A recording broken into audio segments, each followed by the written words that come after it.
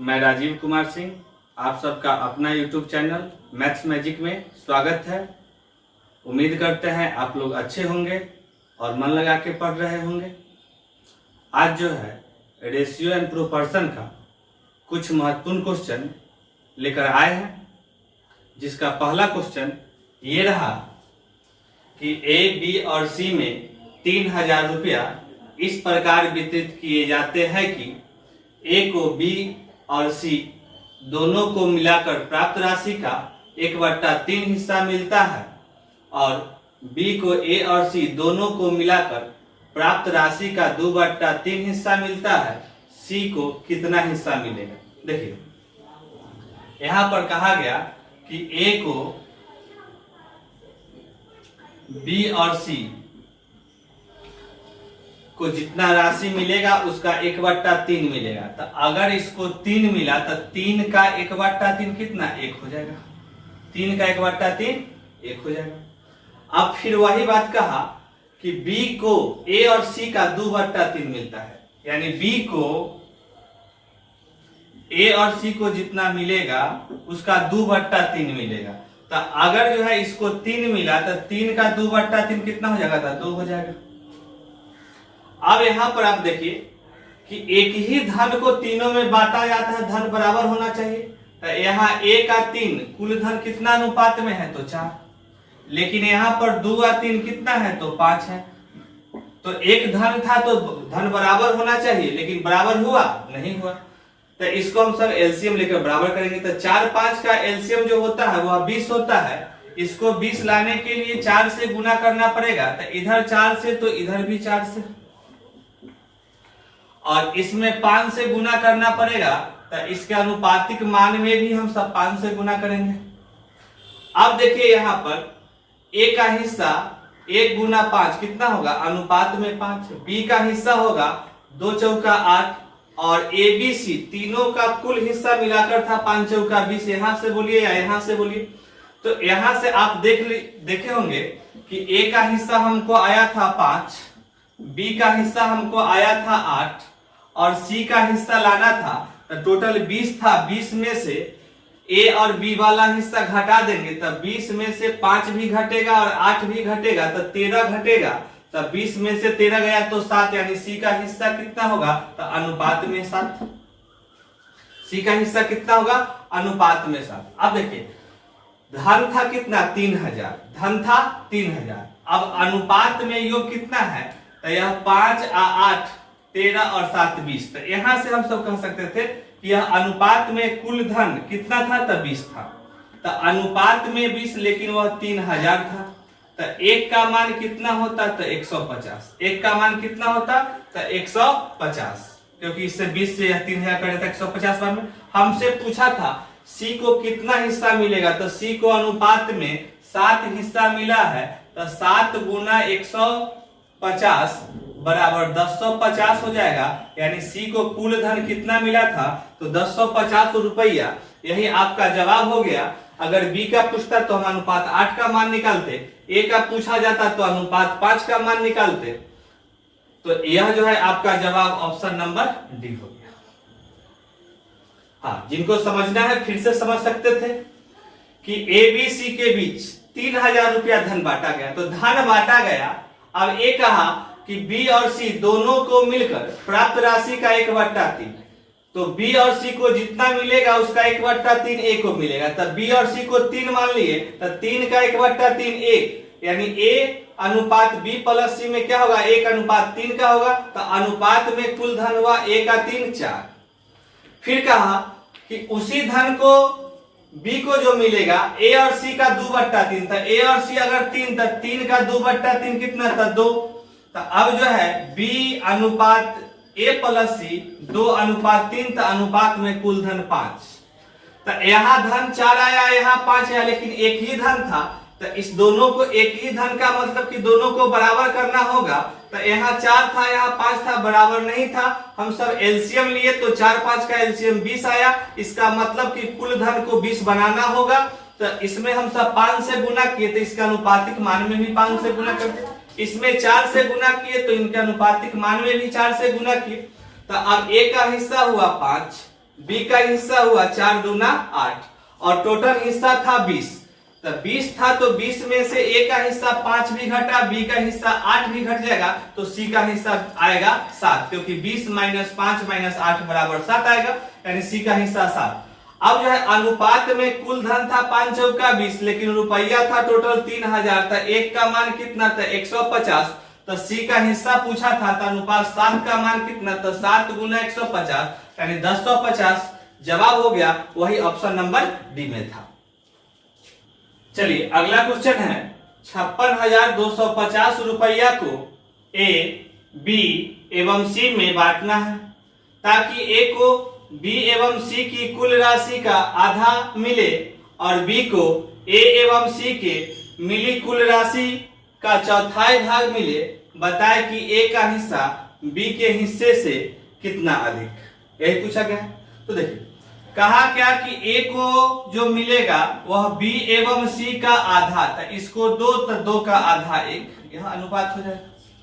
अब फिर कहा कि बी को जो मिलेगा वह ए और सी, तो ए प्लस सी का चौथाई मिलेगा, तो इसको 4 तो इसको 1, तो अनुपात में योग हुआ 5 और यह योग हुआ अनुपात में 3। दोनों एक ही धन को बांटा गया था, बराबर होना चाहिए, बराबर हुआ नहीं।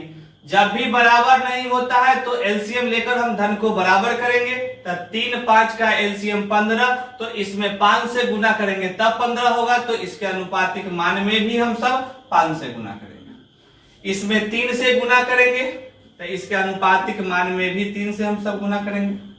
अब जो है हमें पूछा गया था, तो अब तो यहीं से निकल जाता कि 15 का मान यानी कुल धन अनुपात में 15 है, लेकिन यहाँ है 56,250, तो हम ऐसा लिखते कि अनुपात में 15 लेकिन वह 56,250 है, तो एक का मान कितना होगा, तो यहां से कटेगा 3 बार में 45, 7 बार में 105, 3750 बार में कट जाएगा, तो एक का मान 3750 रुपया है। अब हमसे कहा गया था कि ए का हिस्सा बी के हिस्सा से कितना अधिक है, तो देखिए ए का हिस्सा जो है अनुपात में 5 है, बी का हिस्सा अनुपात में 3 है, तो कितना ज्यादा है, तो 2 ज्यादा। अगर हमको सी के बारे में पूछा जाता तो 5 और 3 8 घटा देते 15 में, तो सी का अनुपातिक मान 7 आता, लेकिन हमको वह पूछा नहीं था। हमको कहा ए का हिस्सा बी से कितना ज्यादा था, 3 से 5 कितना ज्यादा था, अनुपात में 2, तो अनुपात में 2 बराबर कितना था, एक का मान 3750 था, 2 का मान 3750 गुना 2, तो यहां से 7500 आ जाएगा। यही मेरा जवाब होगा कि वह जो है कितना ज्यादा था, तो 7500 रुपया, जो ऑप्शन नंबर ए में है। फिर से आप समझ सकते थे, कहा था कि 56,250 रुपया को एबीसी में बांटना है। ए को बी एवं सी के कुल राशि का आधा मिले, तो बी और सी को अगर 2 मिलेगा तो 2 का आधा 1 हो जाएगा, यानी 1 अनुपात 2 हो जाएगा। फिर कहा बी को कुल ए और सी के कुल राशि का चौथाई मिले, तो इसको 4 मिलेगा, 4 का चौथाई भाग 1 होता है, तो 1 अनुपात 4। तो अनुपात में कुल धन यहाँ 5 हुआ था, लेकिन अनुपात में यहाँ 3, लेकिन एक ही धन था, तो यह दोनों बराबर होना चाहिए, बराबर नहीं था। हम सब एलसीएम लिए थे, 3 और 5 का एलसीएम, तो 15 आया। अब 15 लाने के लिए इसमें 5 से गुना, तो इसके प्रत्येक टर्म में भी 5 से गुना किए, इसको 15 लाने के लिए 3 से गुना, तो प्रत्येक टर्म में भी 3 से गुना किए। तो ए का अनुपातिक मान हो गया 5, बी का अनुपातिक मान हो गया 3। कहा बी से ए कितना ज्यादा था, अनुपात में 2 ज्यादा, तो यहाँ कुल धन 15 था, 15 का मान ही था 56,250, तो एक का मान आया 3750, तो 2 ज्यादा था, तो 2 का मान कितना 3750 गुना 2 यानी 7500 रुपया, यही जवाब हुआ जो ऑप्शन नंबर ए में था। देखिए अगला क्वेश्चन है, किसी विद्यालय में ए, बी और सी विषयों की पढ़ाई कर रहे छात्रों की संख्या 12:15:16 के अनुपात में है। ए, बी और सी में पढ़ रहे छात्रों की संख्या में क्रमशः 50%, 20% और 50% की वृद्धि करने का प्रस्ताव है। ए, बी और सी में पढ़ रहे छात्रों की संख्या का नया अनुपात क्या होगा।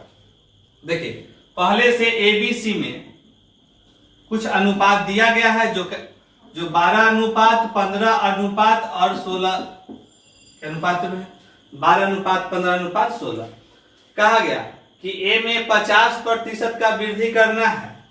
तो 50% का वृद्धि, तो देखिए 50% का वृद्धि कहने का मतलब है कि 50% को जब भिन्न में बदलिएगा तो वह 1/2 हो जाएगा। 1/2 कैसे कि परसेंट साइन हटाइएगा, गुना 1/100 लिखिएगा तो वह कट के 1/2 हो जाएगा। वृद्धि है तो जोड़कर ऊपर, यानी दोनों को जोड़कर ऊपर और नीचे जस का तस। अगर कमी रहेगा तो दोनों का अंतर ऊपर में, नीचे जस का तस। फिर 20% वृद्धि था तो 20% का भिन्न में मान निकालिएगा तो 1/5, तो जोड़कर ऊपर में वृद्धि है तो जोड़कर ऊपर में तो 6/5। अगर कमी रहता तो घटाकर ऊपर अंतर। फिर 50% है तो वही 3/2 हो जाएगा। देखिए, तो ए में 50% वृद्धि यानी कितना का वृद्धि होगा तो 3/2 हो जाएगा बढ़कर। बी में कहा 20% तो यह 6/5 हो जाएगा। सी में कहा 50% तो फिर 3/2 हो जाएगा। अब यहां से देखिएगा, ये 2 से कट जाएगा, यह 6 बार में, यह 5 से कटेगा 3 बार में, यह 2 से कटेगा 8 बार में। तो 3 गुना 6 कितना हो जाएगा। और भी है कि 3 3 कट जाएगा। देखिए 3 3 3 कॉमन होकर हट जाएगा। तो यहां बचा 6 भी कटेगा अभी, 2 से यह 3 बार में, 2 से यह 3 बार में और 2 से यह 4 बार में। तो यहां बचा 3, यहां बचा 3 और यहां बचा 4। यही आपका जवाब हो जाएगा कि 3:3:4, जो आपका ऑप्शन नंबर सी में। थोड़ा सा आप अपने स्तर से काट सकते थे। फिर से हम नीचे में लिख देते हैं इधर कि आप रेशियो था। फिर से जिनको दिक्कत होगा वह अपने स्तर से काटिएगा। जैसे ए बी सी था और दिया था 12:15:16। तो ए में 50% वृद्धि हुआ तो ए में 12 का 2/3 बढ़ के हो जाएगा। फिर 20% वृद्धि है तो 6/5 और फिर 50% वृद्धि है तो 3/2। अब इसको काटिएगा तो यही बात यहाँ पर, लेकिन यहाँ पर हम काट दिए हैं तो थोड़ा सा दिखने में आपको समझ में नहीं आता, इसलिए हम यहाँ पर लिख दिए हैं। फिर सोल्व करेंगे तो आपका जवाब 3:3:4 आ जाएगा, जो ऑप्शन नंबर सी में है। यही आपका जवाब हुआ। देखिए अगला क्वेश्चन है, 3 श्रेणी के कर्मचारी ए, बी और सी 1:2:3 के अनुपात में मजदूरी प्राप्त करते हैं।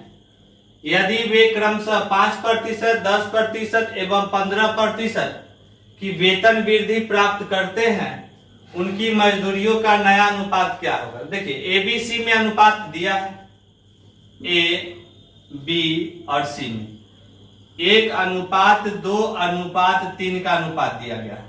कहा 5%, तो देखिए 5% का भिन्न में मान 1/20।